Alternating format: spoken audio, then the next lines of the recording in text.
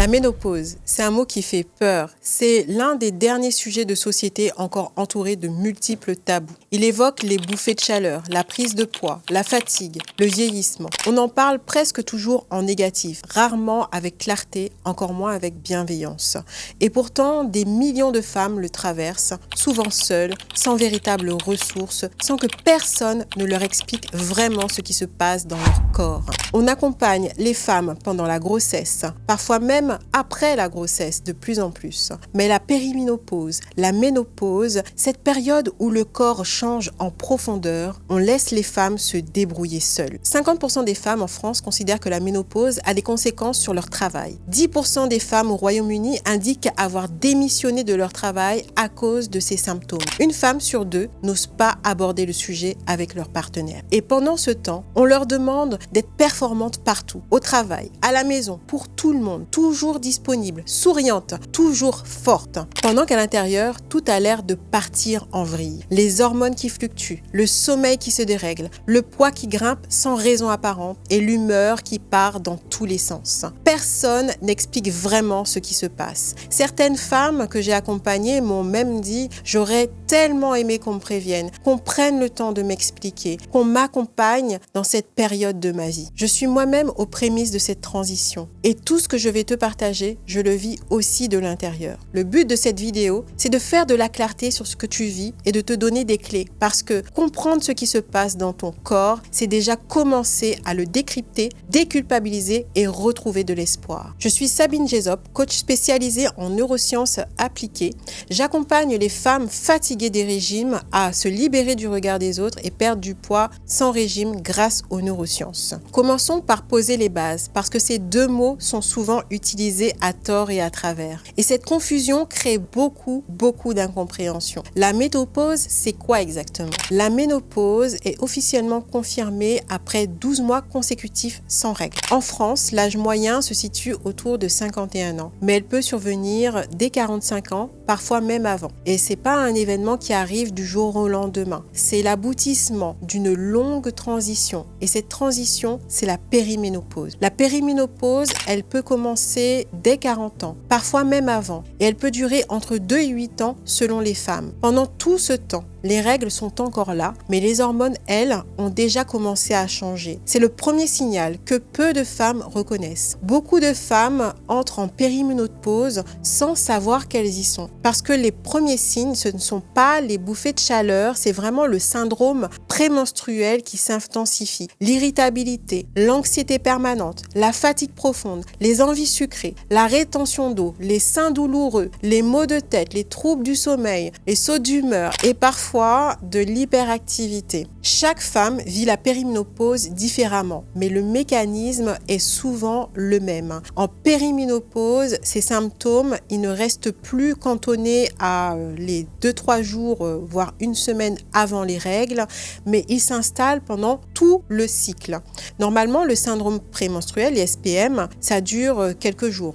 L'irritabilité, les réveils nocturnes, les ballonnements, la rétention d'eau, les fringales sucrées, la fatigue, l'anxiété, ça dure peut-être 3, 4, 5 jours avant les règles. Mais pendant la périménopause, ça peut aller 28 jours sur 28, ou bien même tous les jours du mois. Les règles, elles peuvent devenir irrégulières, plus abondantes, ou bien il y a d'autres signes qui arrivent, qu'on attribue peu à la périménopause, mais qu'on met sur le compte du corps qui vieillit. Comme la vue qui change avec la presbytie, c'est-à-dire tu ne vois plus trop bien de près, donc tu éloignes ton texte. Et les douleurs articulaires, les cheveux qui changent de texture, qui tombent, une peau plus sèche, des douleurs musculaires, des spasmes aux paupières qui durent plus longtemps, des semaines. Le médecin, il va traiter, lui, chaque symptôme séparément. Il va donner une ordonnance pour améliorer le sommeil, une autre pour les cheveux qui tombent, en mettant tout ça sur le dos du stress, sans jamais voir le tableau global, sans jamais se dire que ça peut venir du même et seul endroit, le côté hormonal. Ce que les femmes ressentent à ce moment-là, c'est une inquiétude, une incompréhension face au corps médical qui a l'air de ne pas prendre ces symptômes au sérieux. Un sentiment que le corps leur échappe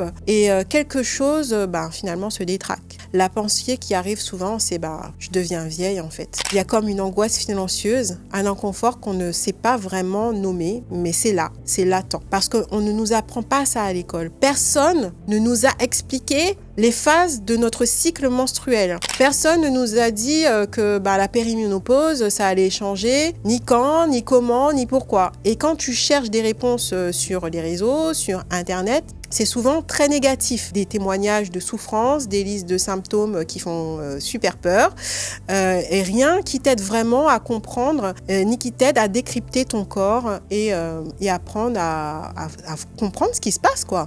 Alors tu continues à vivre avec en te disant que c'est comme ça, que beaucoup de femmes sont déjà passées par là, qu'elles ont vécu ça en silence, donc ça va bien peut-être passer un jour. Tu te forces à faire comme si tout allait bien avec ce bruit de fond intérieur que ton corps te parle, mais que tu sais pas qu'est-ce qu'il te raconte en fait. Avant de comprendre ce qui se dérègle, il faut comprendre comment ça fonctionnait dans ton cycle féminin. Donc on va aborder ça tout de suite. Le cycle féminin, il dure en moyenne 28 jours, mais chaque femme est différente. Certaines ont des cycles de 25 jours, d'autres de 35. C'est normal. Ce cycle, il se divise en 4 phases. La phase 1, c'est la phase de menstruation du jour 1 à 7. C'est le début du cycle. Les règles, elles arrivent. Il y a les œstrogènes et le progestérone qui sont au plus bas. Le corps, il illumine la muqueuse utérine. C'est souvent une période où tu te sens épuisé, fatigué, tu as besoin de rester en mode cocooning et le corps, il a besoin en fait de repos. La phase 2, c'est la phase folliculaire. Du jour 7 à 14, les œstrogènes ils commencent à monter, les follicules ovariens se développent, l'un d'eux va mûrir et libérer un ovule. C'est souvent la période où on se sent le mieux, on a plus d'énergie, de clarté, de confiance en soi. Et les œstrogènes, elles donnent vraiment cette vitalité. La phase 3, c'est l'ovulation autour du jour 14, c'est le pic. L'ovule est libéré, les œstrogènes sont à nouveau à leur maximum. C'est la période de fertilité maximale. Beaucoup de femmes ressentent un pic d'énergie, de sociabilité, de désir à ce moment-là. Et enfin vient la phase 4, la phase lutéale, le jour 14 à 28. Après l'ovulation, la progestérone prend le relais. Elle prépare l'utérus à accueillir un éventuel bébé. Elle active les récepteurs du GABA dans le cerveau. Donc le GABA, c'est un neurotransmetteur du cerveau qui permet de faire le lien entre les différents neurones. Et surtout, son rôle dans le cerveau, ça va être d'être le frein du système nerveux. Ça veut dire que c'est lui qui t'apaise, qui te permet de te sentir, on va dire, sereine. Donc, comme je te disais, elle va te calmer, elle va t'aider à dormir. Et si la fécondation, elle n'a pas eu lieu, ces deux hormones, eh bien, elles chutent drastiquement. Les règles arrivent et le cycle recommence. Et ce balai hormonal, il se répète chaque mois, depuis la puberté jusqu'à la périménopause. Et puis progressivement, les ovaires commencent à ralentir, les ovules vieillissent, l'ovulation devient de moins en moins régulière et c'est là que les cycles commencent à changer. Des cycles plus courts, plus longs, plus espacés, des règles qui arrivent 2 fois dans le mois ou qui disparaissent pendant plusieurs semaines. C'est souvent le premier signal que la périménopause a commencé. Voilà ce qui se passe réellement. La progestérone, elle chute en premier. C'est la première hormone à baisser, avant même les œstrogènes. Et c'est là où tout commence. On l'a déjà vu. La progestérone, c'est l'hormone du calme, le frein naturel du système nerveux. Quand elle chute, le GABA, l'hormone également du frein, va chuter, du frein du système nerveux, va également chuter. Et là, on entre dans quelque chose dont on parle rarement. Le GABA, c'est le principal neurotransmetteur inhibiteur du cerveau, le frein du système nerveux. Comme dans une voiture, tu as l'accélérateur et tu as le frein, donc le GABA fait partie du frein. C'est lui qui permet de se calmer, de dormir en profondeur, d'avoir un sommeil récupérateur et de ne pas être dans un état d'alerte et d'hypervigilance en permanence. Le docteur Braverman est l'un des premiers à avoir mis en avant le rôle central du GABA dans l'anxiété, l'irritabilité et les troubles du sommeil. Même si il n'est pas l'auteur d'une étude spécifique sur la périménopause et la ménopause, les symptômes qu'il décrit correspondent exactement à ce que je vois chez les femmes que j'accompagne à cette période. Cette hypervigilance, cette anxiété sans raison apparente, ces réveils nocturnes à 3 heures du matin. Et quand on comprend que c'est biologique, pas seulement psychologique, eh bien, ça change dans l'esprit des femmes. Parce que sans raison apparente, une anxiété latente s'installe, des réveils nocturnes, une irritabilité que tu n'expliques pas, une nervosité, tu as l'impression que tu es tout le temps sur les nerfs. tu es hyper vigilante, mais tu sais pas, tu as l'impression que dans ton corps, il y a quelque chose qui se passe et tout le temps, elle est tout le temps en mode comme si tu avais une voiture qui était en train de vrombir, quoi. Donc, ça veut dire que tu as l'impression que ton corps il est toujours en hyper vigilance et tu sais pas pourquoi. Et quand on va chez le médecin, on nous dit, en fait, madame, c'est dans votre tête.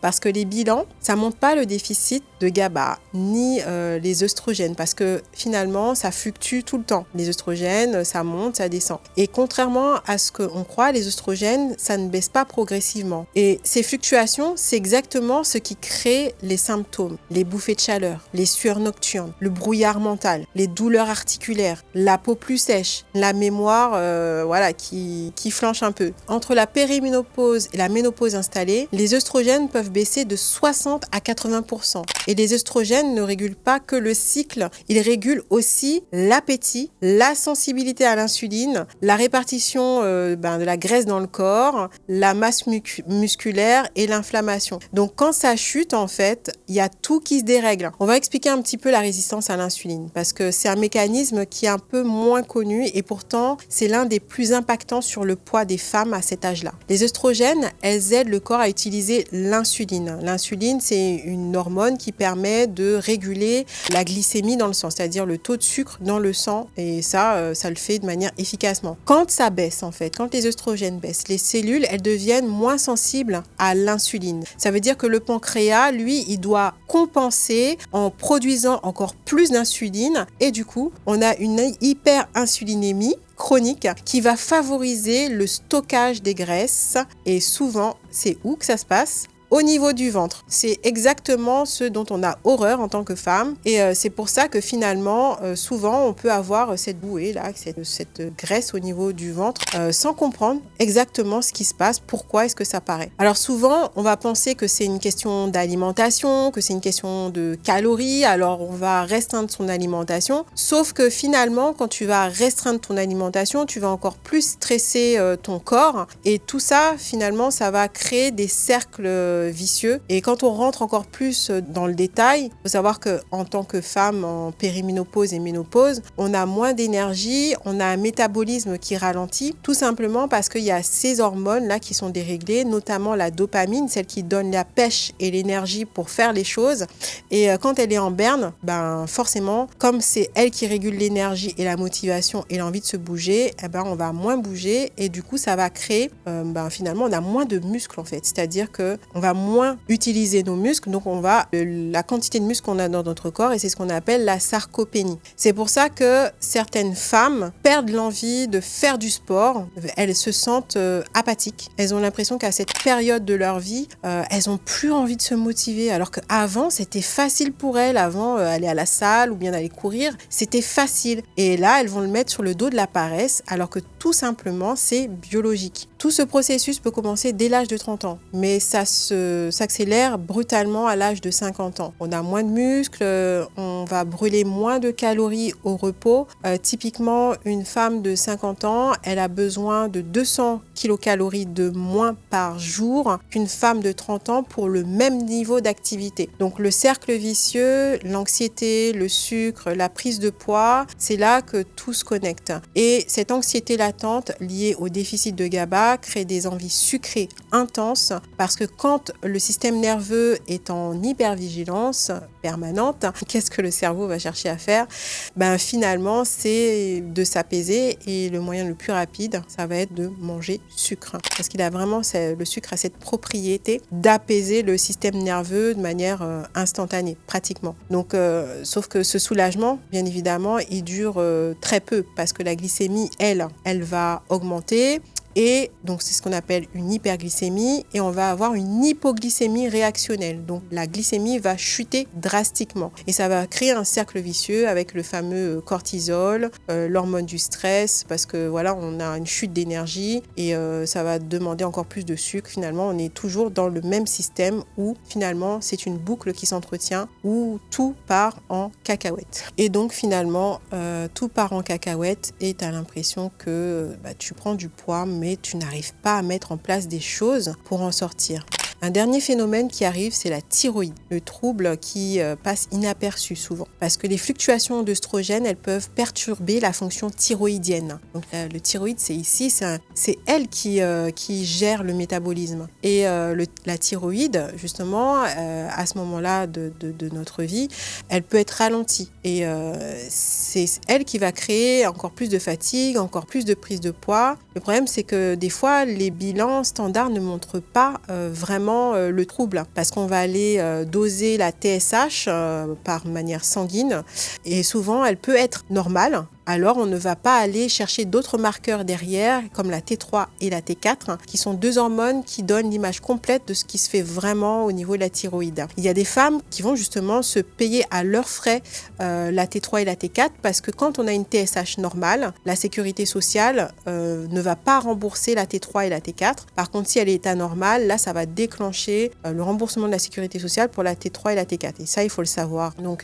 quand tes bilans sont bons, ils peuvent être normaux, eh bien, le médecin va dire c'est bon, il n'y a pas de problème. Et donc, lui, ce qu'il va voir, c'est que tout va bien, madame, rentrez chez vous. Et c'est ça le problème. Cette incompréhension des fois du corps médical qui ne voit pas le lien avec tout ce qui peut se passer au moment de la périménopause et de la ménopause. C'est pour ça qu'un accompagnement qui va au-delà du bilan standard, ça fait toute la différence à cette période de vie. Il y a encore un autre phénomène qui est le fer. C'est un autre facteur qui est invisible. Beaucoup de femmes en périménopause ont des règles plus abondantes, ce qui peut créer une carence en fer. Et cette carence en fer, eh bien, elle va fatiguer la femme. Elle va s'essouffler, elle va avoir plus de difficultés à faire des efforts et ça peut générer une prise de poids parce que justement quand tu as moins d'énergie tu vas aller compenser en mangeant plus pour te donner de l'énergie. Donc une fatigue soudaine, une fatigue qui est persistante, il faut aller doser les marqueurs du fer, regarder la TSH, regarder ces différents aspects, mais un accompagnement global qui prend en considération cette période de vie, c'est vraiment quelque chose qui est important pour passer cette période avec plus de sérénité. Et le dernier point, c'est que souvent, quand on voit qu'on prend du poids, on va aller chercher à faire des régimes. Sauf que les régimes, ça aggrave tout. Parce qu'au milieu de tout ça, quand tu es une femme, que tu vois ton poids augmenter et que tu te dis que il faut réduire tes calories, réduire ta consommation, ça ne fait qu'empirer. Parce que la restriction calorique en période de ménopause augmente le cortisol, accélère la perte musculaire, ça aggrave la résistance à l'insuline et ça envoie au cerveau un signal de danger qui ralentit encore plus le métabolisme. Ce qui marchait avant, ça ne marche plus parce que les règles ont changé. Avant, tu pouvais te permettre de ne pas manger et tu perdais du poids et là, ce n'est plus le cas. La période de la périménopause et la ménopause n'est pas une fatalité ni une condamnation. La périménopause et la ménopause sont des transitions naturelles qui nous invitent finalement en tant que femmes à se reconnecter à notre corps, à faire ce travail de décryptage de notre corps pour apprendre justement comment adapter son alimentation, comment apprendre à mieux s'alimenter, à mieux gérer, mieux réguler son stress, apporter les bons nutriments pour soutenir sa masse musculaire, travailler sur sa glycémie, pour contrer la résistance à l'insuline et soutenir son système nerveux, pour réduire le cortisol et prendre soin de ses neurotransmetteurs, dopamine, GABA, sérotonine, etc., pour que finalement on retrouve un apaisement et l'énergie dont on a besoin pour faire face à nos défis du quotidien qui, eux, continuent de dérouler. Et le truc, c'est qu'on ne peut plus se fier uniquement au bilan standard. Il faut aller chercher des réponses plus complètes, plus profondes. Et se faire accompagner, c'est exactement ce qu'il faut à cette période. Une femme ne devrait pas être livrée à elle-même. Elle mérite un regard global sur ce qu'elle vit. Un accompagnement qui tient compte de ses hormones, de ses émotions, de son histoire. Et quand elle comprend ce qui se passe dans son corps, c'est là que tout peut changer. Elle arrête de se battre contre elle-même. Elle arrête de culpabiliser et elle commence à travailler avec son corps. La ménopause, ce n'est pas la fin, c'est vraiment le début de de quelque chose, le début d'une transformation. Et elle se traverse mieux quand tu es accompagné, quand tu comprends exactement les mécanismes qui se jouent et quand tu as les bons outils. Si cette vidéo t'a parlé, j'ai mis en description un guide gratuit, Les vrais responsables du surpoids. Il va encore plus en profondeur sur certains mécanismes qui bloquent la perte de poids chez les femmes. Et si tu veux comprendre pourquoi tu n'arrives pas à perdre du poids malgré tous tes efforts, je fais une vidéo entière sur ce sujet. Tu peux la regarder en cliquant ici.